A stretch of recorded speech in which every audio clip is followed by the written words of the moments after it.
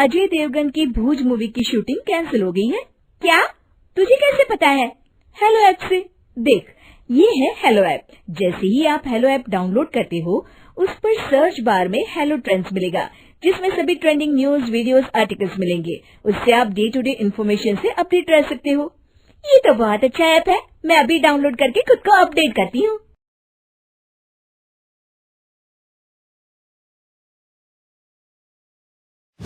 सलोनी बहुत ही सीधी और भगवान को मानने वाली थी, लेकिन उसकी सौतेली माँ उसके सीधेपन का फायदा उठाती थी और उस पर बड़े अत्याचार करती थी। जरा सी चूक हो जाने पर उसकी खूब पिटाई करती। अरे सुनते हो, कोई लूला लंगड़ा देख इसकी शादी तय करो और इसे इस घर से बाहर का रास्ता दिखाओ। सलोनी के पिता जानते थे कि मीना एक चांडाल औरत है, इसलिए वो एक अच्छा घर देख सलोनी की शादी कर देते हैं। लेकिन वहां भी सलोनी से जलने वालों की कमी नहीं थी। सलोनी की ननद निकिता उसे बिल्कुल पसंद नहीं करती थी। सलोनी, बात तो सुनो जरा। जी कहिए। आज शाम को मेरे बॉस खाने पर आ रहे हैं। ध्यान रहे उनकी खातिरदारी में किसी प्रकार की कोई कमी नहीं होनी चाहिए।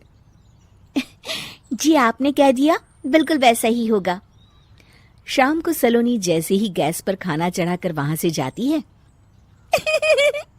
अभी इसके खाने का स्वाद बढ़ाती हूँ। निकिता गैस की आंच तेज कर देती है।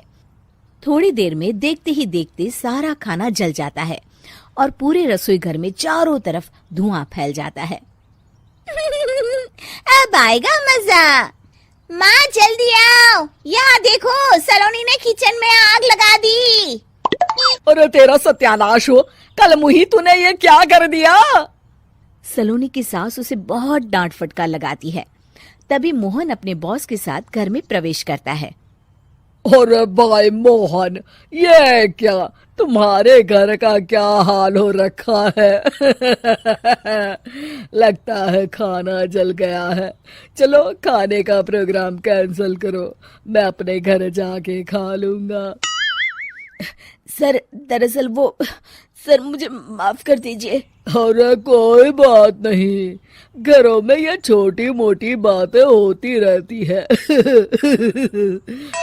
मैं समझ सकता हूँ, फिक्र मत करो, मैं नाराज नहीं हूँ और इस बात का तुम्हारे प्रमोशन पर भी कोई असर नहीं पड़ेगा।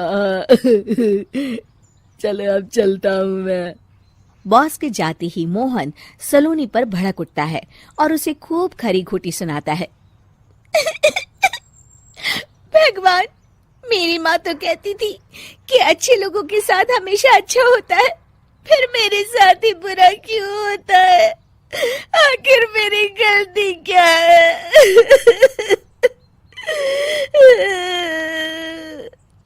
तभी आकाशवाणी होती है। बेटी, अब तुम्हें कोई दुख नहीं दे पाएगा।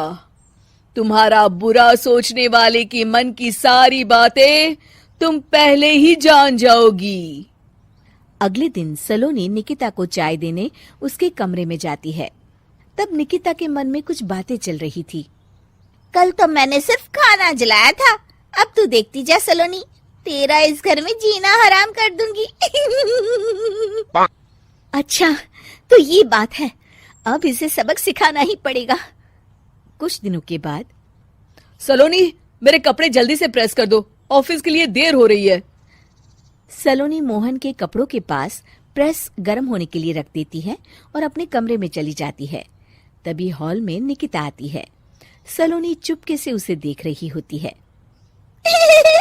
आज अगर मैंने ये कपड़े जला दिए, तब तो पक्का मेरा भाई इस सलोनी की बच्ची को धक्के मार के घर से बाहर निकाल देगा। अरे तू क्या मुझे निकलवाएगी?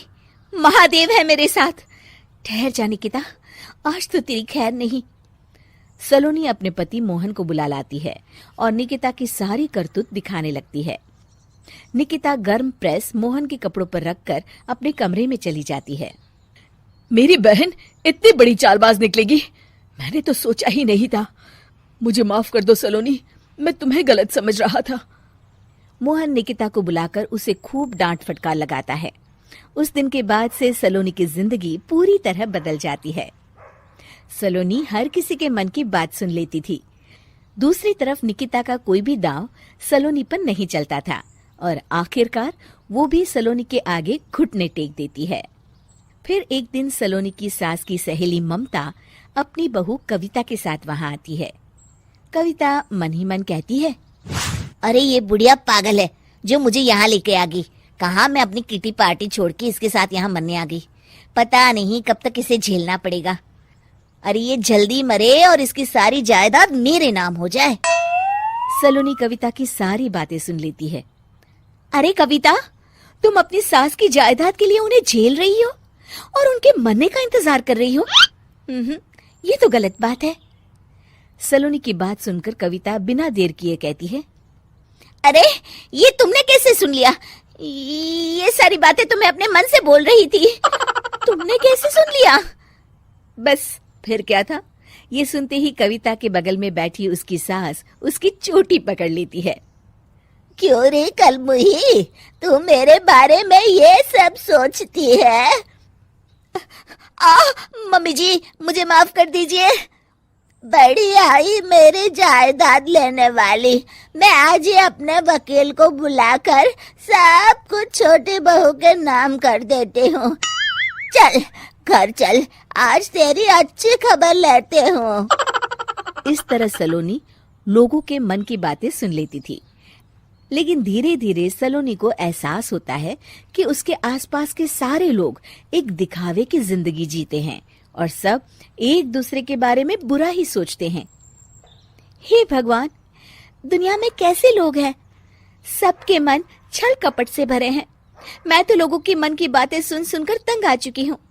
मैं अपनी जिंदगी में अब बहुत खुश हूँ। अब आप मुझसे ये शक्ति वापस ले लीजिए भगवान। इस तरह भगवान सलोनी को दी हुई शक्ति वापस ले लेते हैं और सलोनी एक आम जिंदगी जीने लगती है।